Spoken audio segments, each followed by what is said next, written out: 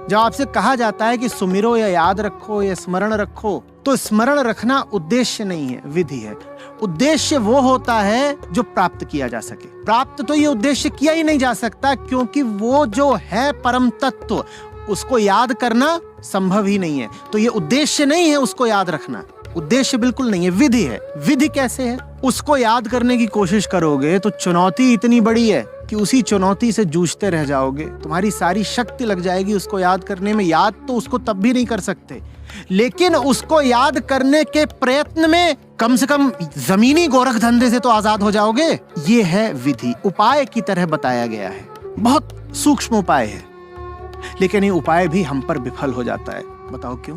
क्योंकि हम कभी उसको पूरी तरह याद करते नहीं, कभी अपनी पूरी शक्ति उसको याद करने में लगाते नहीं। हमारी शक्ति लगी रहती है